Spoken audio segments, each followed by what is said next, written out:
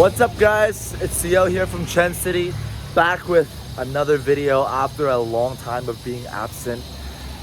Today, what you're about to see is a conversation between me and my friend Alex from Ultimate Man Project, where we talked about some of the most common mistakes that we've seen our students and ourselves make when it comes to online dating. Okay, I know most of you are probably just doing online due to the current situation. If you're lucky enough that your city is still alive, then congratulations to you. But yeah, we talk about online dating. But even though the topic is online dating, we end up talking about psychology, dating in general, and we also share some stories. So I'm sure you'll get a lot of value out of it. Daddy's back. Thanks for clicking on the video. I hope you enjoy it. I'll see you at the end of the video.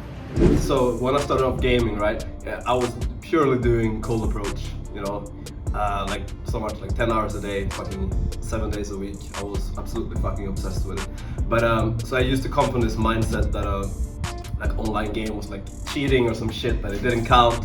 But one of the, like I will say, one of the biggest benefits from online game is that it actually makes you so much better at the verbals that you use in cold approach. Because if you really think about it, the psychology is the same, because you're talking to the same fucking people regardless if it's over the phone or if it's face to face.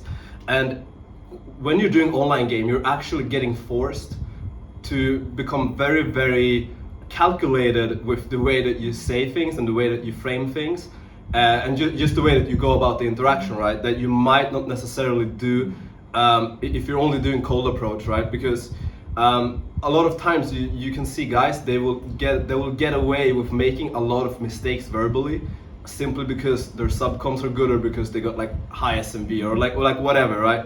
But I feel like that is actually like one of the biggest benefits, that it forces you to become really fucking sharp in your verbal game. No, 100%. I think there's like huge return on investment in learning online game. Not even just so you can, let's say, meet girls from Tinder, but because in order to succeed in online game and text game, you really need to be good at this, to be good at understanding social dynamics, understanding psychology, which will make you an overall more persuasive and more socially intelligent person, which is going to be beneficial for all areas of your life. But yeah. I agree what you said about like in online game you have to be more calculated, because I feel like when you're talking to a girl in person, you can kind of like drop many different, let's say, directions. You can try to lead the interaction to many different directions, and then based on how she's reacting, you can go with that one, right? But with online, you have to pick one text to send, and then it's like you got to be very succinct with your words, and you need to just be extremely calibrated at times, and the margin of error and your ability to be able to, like, let's say, calibrate in the moment is lessened because it's over text. Exactly.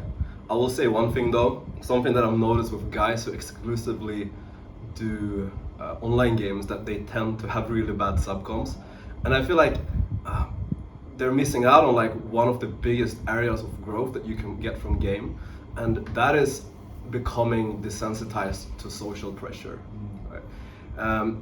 And becoming desensitized to rejection and all of that stuff, like becoming more emotionally resilient. You don't necessarily get that when you're hiding behind your fucking phone. If it's face to face, it's pretty fucking difficult to avoid in that way. No, 100%. I mean, in the last couple of months, if you didn't know, I took a step back from pickup. For the last 4.5 years, I was really living like 5 days a week at least, day and night type of pickup oriented lifestyle. And one thing that I learned from taking a step back is that how much just walking the path of pickup and personal development, how much like facing your fears can really change you over a long term for the better in all areas of your life, right? And there's no shortcut, right? Some guys think like, hey, if I just build like social circle, or if I like get some status, get a lot of money, that girls will just fucking flock to you.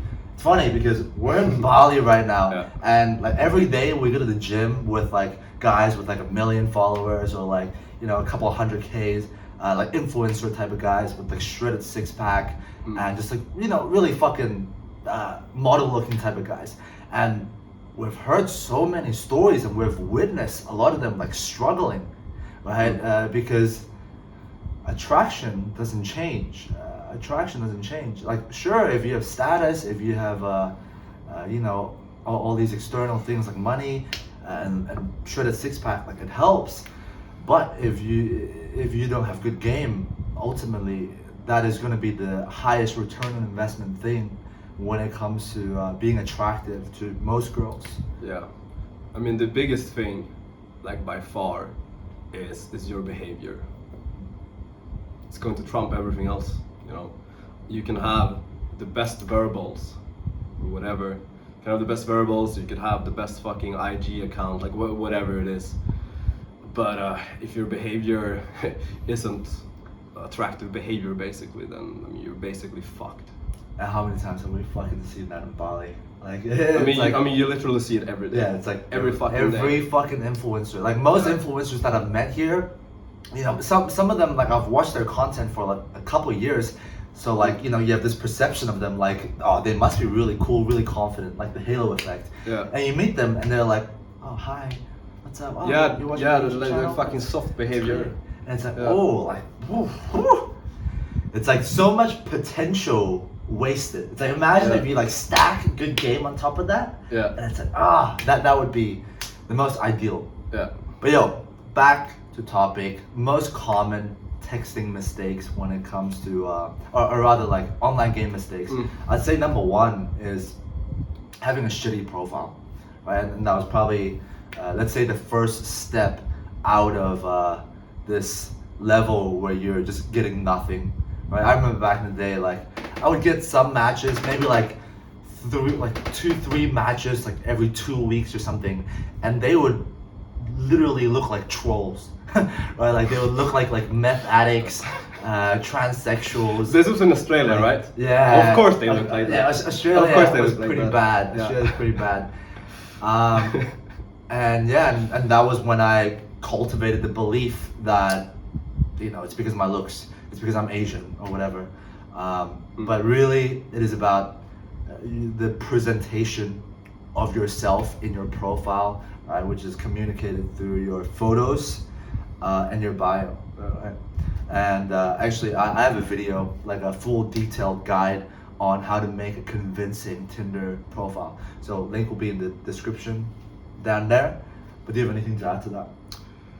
Nah, I mean that's basically it with the profile. I mean, it's like I've had a lot of times where I've had girls over from Tinder, and afterwards I'm going through like their phone because I think it's fun, right? And I basically see this as like I'm doing fucking market research because I want to see what other guys are sending and what other guys do with their profiles. Because I mean, fuck it, maybe you'll find something good, but that's very fucking rare. So you will see guys who are like, I mean, it's like you fucking said earlier, like model-looking guys, you know, who you would assume like these guys should be fucking killing it. But then you ask the girls like, so why didn't you meet up with this guy? It's like, you know, he wasn't masculine enough. You know, he came across as desperate in his texting. He was very pushy for the meet. You know, there could be a lot of fucking things, but yeah, I mean, these guys, they would also make like big mistakes in their profile, like the way that they would frame themselves, like in their bios and stuff. Yeah, I feel like that's like one thing that people don't understand, which is like, if you have looked at Tinder from a hot girl's perspective, it's fucked. Like, first of all, they match with like every guy, and then second of all, every guy says the same shit. Like, literally every guy says the same shit. It's like, hey, you're beautiful, or hey, how are you? Or like some cringy pickup line, or like a big block of text, or like going for the meet right away. Right? And then when you can kind of just like take a step back, right? Not be so needy, not be so pushy, not be so desperate. And then at the same time, create curiosity, show her like that you have a good life, that you're high value, that you're not desperate. That is gonna like get her intrigued. That is gonna get her intrigued. What would you say are some of the best ways that guys can create that curiosity? Which type of curiosity are we talking about? Oh, any. Like, let's say, like, from the start of the conversation, how do they, like, get the girl hooked in the conversation? Because I think a lot of guys can't even get a response. Yeah.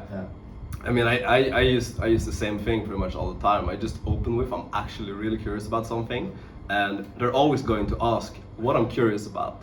And then you just keep pushing the curiosity, you just keep milking it. Like, I noticed something very particular about you. Then you're just gonna keep asking what I noticed. And I mean, a lot of times, it doesn't take much. That's pretty fucking easy to do. But there are a lot of ways that you can create open loops. You can create open loops with your job, for example, not revealing what you do for work. About anything really, you know, it's gotta be creative with it. Like I have infield on our YouTube channel, Ultimate Man Project. You watch the infield with the Dutch girl in like the fucking nightclub. So I'm open looping her, so she's like literally like fucking begging for me to tell her whatever I open looped, right? But that shit works really well. I would say that's the main way that I create curiosity. But another way is like in what you're not doing, right? So revealing little information about yourself is going to create like an air of mystery, right? And I feel like a lot of guys they make that mistake where they talk too much about themselves, which is not like a problem really, but it's like the way they're doing it. They're revealing so much information that you know they've revealed everything. They know exactly who you are, and you know they fucking love curiosity. They fucking love mystery. So that's not gonna be a good thing. So you want to keep those things like really to the minimal, and especially when it comes to like logical information about yourself, like what you do in your life, like about your job, etc., like your family, blah blah blah blah. Those are not necessarily things that you want to talk too much about, because I mean, first of all, it's not really it's probably not doing much for the interaction to begin with, but then also like you're just giving so much away. You know, there's nothing left to be curious about. Yeah, 100%. I mean, I think the first step, actually, a good question that you could ask yourself when you're talking to girls in person or over text is like, are you making yourself look bad? Because that's like literally like 80% of the population. Actually, it's super funny. That reminds me of one of my friends from Hong Kong. And you know, this guy, I think was a virgin when I met him. He might still be a virgin. If you're watching this, shout out to you, my friend. And you know, he matched with this girl that he was super into, right? Exactly his type. And then he felt bold in the moment, so he just went for the meet. He's like, hey, actually, do you want to go on a date sometime? Or do you want to hang out sometime? And then she was like, yeah, sure. What do you want to do?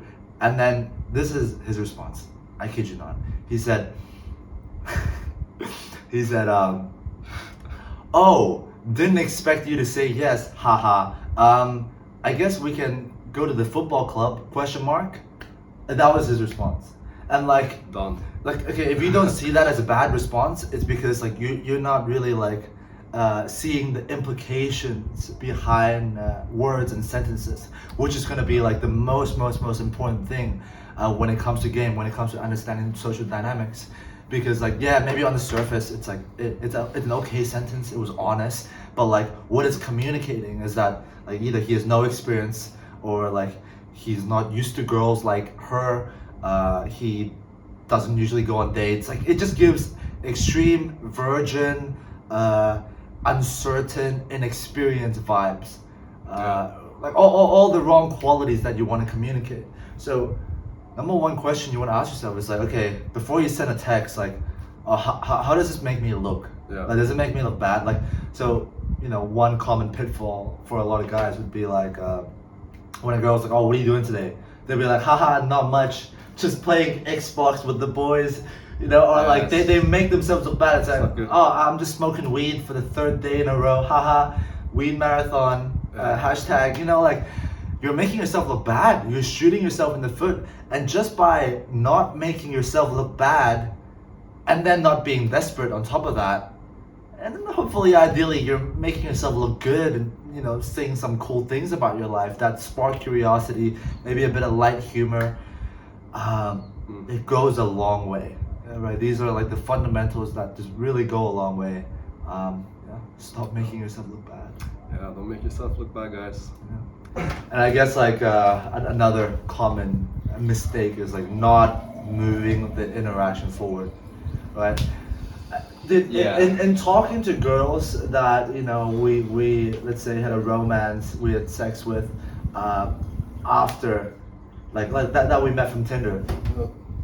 How many times have you like asked them to, let's say, see their Tinder conversations, and then like they have a conversation with a guy or something, and then she's like, oh, I actually really want to meet him, but he's not making a fucking he just hasn't gone for it. I mean, that's pretty cool. And then it's like she's like laying next to you in your bed naked, and you're like, well, I guess you just gotta go for it sometimes, hey? Like, really, that's another big fucking mistake. It's like, where's your conversation going, like? Yeah, I remember specifically there was a girl in Sweden who said this when I was looking at her fucking Tinder. She said that the reason she met up with me was actually because I just fucking went for it, and I went for it pretty early, and she just perceived it as like, I'm confident and I go for what I want, and she perceived the guys who never went for it in the complete opposite way. Like, these guys, they're fucking pussies. They're not able to go for it. Yeah, but hey, that's the difference, right? There's a difference between going for the meat and like fucking desperately begging for the meat without having any value whatsoever. One is going to be perceived as needy, and one is going to be perceived as simply confident. I guess that's a little bit of like the halo effect as well. Like, when you have perceived value and you go for the meat in like an assertive way, you're just gonna be like, oh fuck, this guy's confident. But if you don't have value, it's like they get disgusted. 100%. Yeah. And again, like the difference between the two requires you to be able to understand the subtlety, the subtle frames behind the tone of your messages, right? And I know in my Facebook group, Ultimate Man Project Facebook group and YouTube channel, I'm gonna drop all the links down in the description below, but we have plenty of breakdowns where we go super into detail when it comes to like every single nuance that you should know, so you can improve upon your text game as well as just overall understanding of social dynamics. What we're gonna do in the future as well, we're gonna do text game breakdowns in both of our Facebook groups. So check that out. If you're not already in the group, just fucking join them. They're there for free. Amazing content. Go for it. It's a free group. We'll see you there next time. Thank you for watching today's video. CL and Alex, I hope you have a good day. Peace out, boys.